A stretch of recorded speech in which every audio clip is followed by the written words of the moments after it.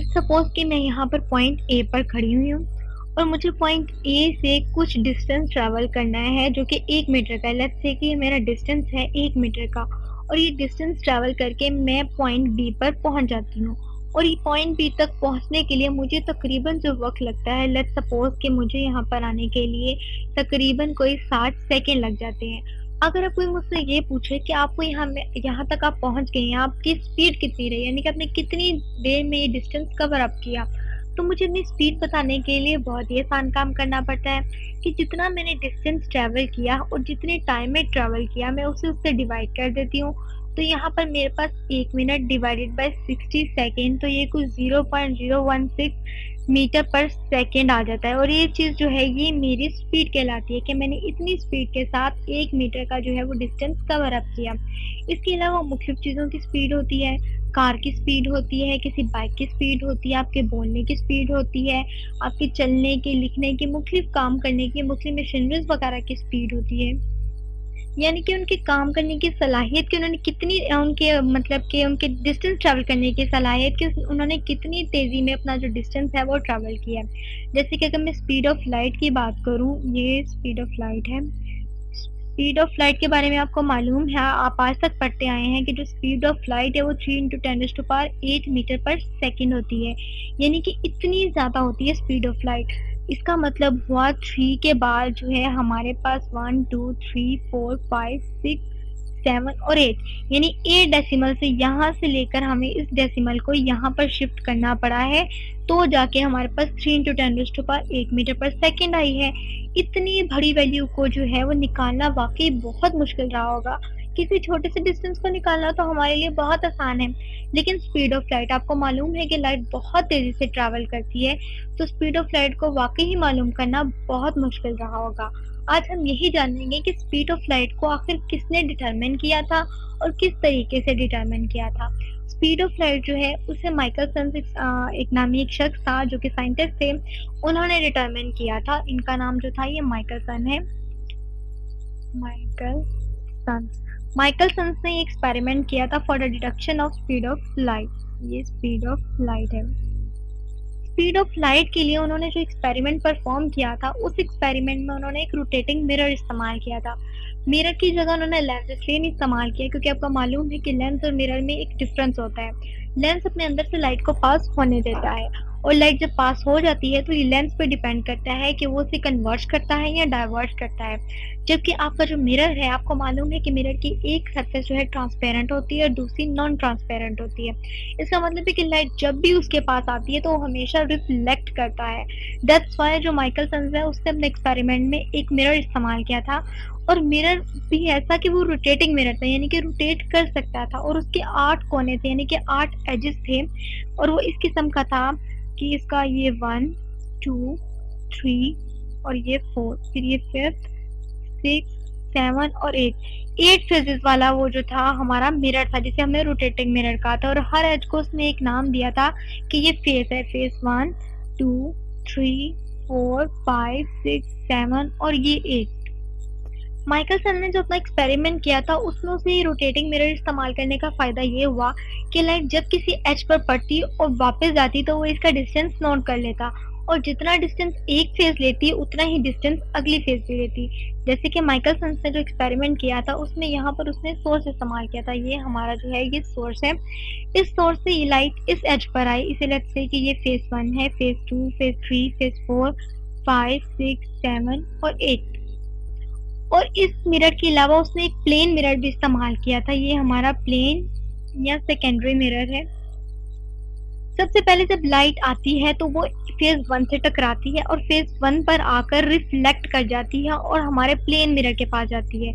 Mirror और plane mirror और जो रोटेटिंग मिरर है इनके दरमियान जो डिस्टेंस है उसे उसने डी मार्क कर लिया, लेट्स से ये डी है। और इसे अगर मैं कह दूं कि ये कैपिटल एम है और इस वाले मिरर को अगर मैं कह दूं ये स्मॉल एम है, तो आप देखें कि लाइट जो है वो कैपिटल एम से स्मॉल एम की तरफ गई। अब लाइट वहां तक गई है, लेकिन लाइट को वापस आने में भी तो कुछ ना कुछ टाइम लगेगा, और वापस आने के लिए भी वो उतना ही डिस्टेंस लगता है जितना उसे जाने के लिए लगता है। तो जब लाइट यहाँ से टकरा कर वापस आती है तो ये फेज 3 से हिट करती है। फेज 3 से हिट करने के बाद आपको नजर आती है, लेकिन आप यहाँ पर जो है माइकलसन ने यहाँ पे एक टेलीस्कोप इस्तेमाल की थी, और टेलीस्कोप के थ्रू उसने देखा था इस लाइट को। तो अब उसने क्या किया था, उसने अपने एक्सपेरिमेंट के जरिए जो है वो लाइट का जो है डिस्टेंस फाइंड आउट किया था। अगर आप ये देखें कि लाइट जो है, जब तो ये जो हमारा रोटेटिंग मिरर होता है ना, ये क्लॉकवाइज मूव करता है, और जब इनिशियली स्टेट होती है ना, तब हमें सोर्स बिल्कुल ही टेलीस्कोप से ज़रा भी नज़र नहीं आता। लेकिन जब हमारा मिरर इतनी स्पीड अटेन कर लेता है कि काफ़ी तेज़ी से मूव कर सके, तो जाकर हमें जो सोर्स है वो विजिबल हो जाता है और नज़र आना शुरू हो जाता है। अब लेट्स सपोज कि मैं अगर ये कहूँ कि हमारी लाइट जो है वो पहले एम तक आई, और एम से फिर वो स्मॉल एम तक गई, और स्मॉल एम से उसने वापस कैपिटल एम तक आना था ना, तो यानी यहाँ से यहाँ तक जाने में डी डिस्टेंस लगा और वापस आने में भी डी। तो ये डी और डी, इसका मतलब है कि हमें 2d डिस्टेंस जो है वो लगा है लाइट को ट्रैवल करने के लिए। लाइट का जो डिस्टेंस है वो 2d आ गया।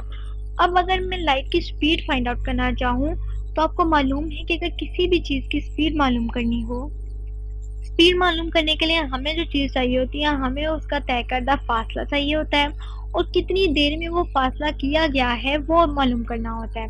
लेट्स से कि जो v है, इसे मैं c कर लेती हूँ। c जो है स्पीड ऑफ लाइट के लिए, जो डिस्टेंस है हमारा वो तकरीबन 2d है, और टाइम जो है हमें मालूम नहीं है।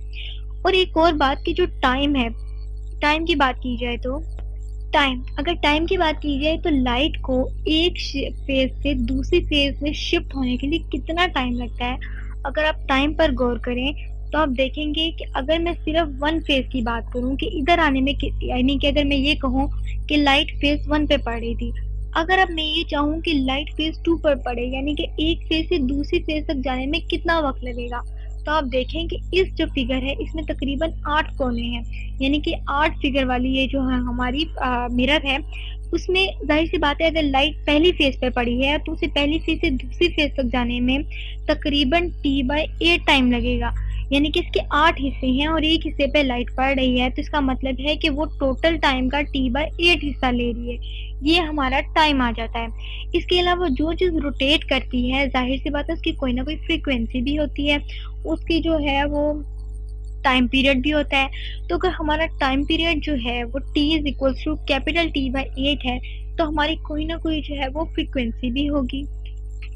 तो अगर यहाँ पर मैं टाइम पीरियड और फ्रीक्वेंसी का रिलेशनशिप इस्तेमाल करूँ, तो मुझे मालूम है कि इस t को मुझे मालूम करना है ना, और टाइम पीरियड और फ्रीक्वेंसी के दरमियान जो रिलेशनशिप होता है वो इन्वर्स होता है, यानी कि 1/f। अगर मैं इस चीज़ को यहाँ पर पुट कर लूँ तो यहाँ पर मेरे पास 1/f डिवाइडेड बाय 8 आ जाएगा। तो इस तरीके से मेरे पास टाइम पीरियड निकल आता है जो कि 8f आ जाता है। इसका मतलब ये हुआ कि माइकलसन को उस वक्त जो भी फ्रीक्वेंसी होगी उसके रोटेटिंग मिरर की वो मालूम होगी। उस फ्रीक्वेंसी को उसने 8 टाइम्स मल्टीप्लाई कर लिया तो उसके पास टाइम पीरियड निकल आया। तो इस तरह से माइकलसन के पास जो है वो टाइम पीरियड आ गया था। अब अगर स्पीड ऑफ लाइट को देखा जाए तो स्पीड ऑफ लाइट जो है, तो स्पीड ऑफ लाइट डिटरमिन करने के लिए हम ये कह सकते हैं कि जितना टाइम लाइट लेती है कैपिटल एम से स्मॉल एम तक जाने के लिए, उतना ही टाइम यानी कि मैं ये कहना चाह रही हूँ कि जितना लाइट टाइम लेती है कैपिटल एम से स्मॉल एम तक जाने और स्मॉल एम से वापस कैपिटल एम आने के लिए, उतना ही टाइम लगता है इस रोटेटिंग मिरर को मूव करने के लिए फेज 1 से फेज 2 तक। यानी कि ये दोनों चीज़ें आपस में बराबर होती हैं। यहाँ पर मैं इस तरह से लिख सकती हूँ कि time taken by light from capital M से स्मॉल एम की तरफ, और फिर एंड देन स्मॉल एम से स्मॉल एम से जो है वो कैपिटल एम आने में, ये इक्वल होती है कि लाइट जो हमारा टाइम है, time shift phase 2 at position of phase 1। यानी कि ये दोनों का जो टाइम है वो बराबर होता है। जितना टाइम लाइट जो है टाइम लेती है m से स्मॉल m और स्मॉल m से वापस m तक आने के लिए, इतना ही टाइम हमारा जो रोटेटिंग मिरर है वो लेता है फेज़ 2 से फेज़ 1 तक या किसी भी फेज़ तक जाने के लिए। यानी कि फेज़ 2 को फेज़ 1 की पोज़ीशन पर लाने के लिए। तो अब अगर ये देखा जाए तो ये वाला जो टाइम है ये हमारा 2d डिवाइडेड बाय c के इक्वल है।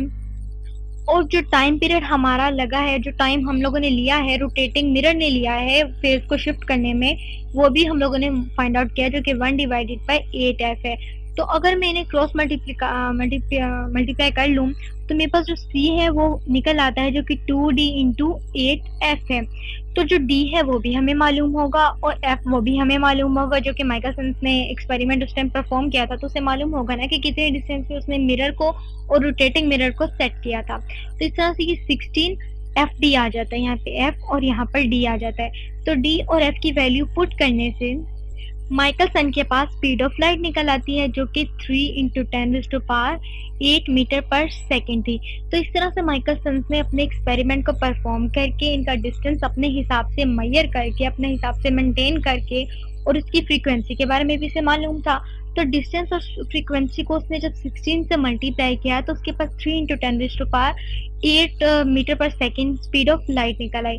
तो इस तरीके से माइकलसन ने इतना बड़ा काम किया कि हमें स्पीड ऑफ लाइट फाइंड करके दिखाई, एक्सपेरिमेंटली फाइंड आउट करके दिखाई। तो होप्स आपको समझ आ गया होगा कि स्पीड ऑफ लाइट किस तरीके से फाइंड आउट की और किसने फाइंड आउट की। ये माइकलसन ने की थी और माइकलसन ने अपने इस एक्सपेरिमेंट के थ्रू इस्तेमाल की थी, जिसमें उसने जो है रोटेटिंग मिरर इस्तेमाल किया था, एक प्लेन मिरर इस्तेमाल किया था, एक सोर्स था, इसके अलावा टेलीस्कोप भी उसने इस्तेमाल की थी और दोनों के दरमियान डिस्टेंस और उनकी फ्रीक्वेंसी से उसने स्पीड ऑफ लाइट को डिटरमिन कर लिया।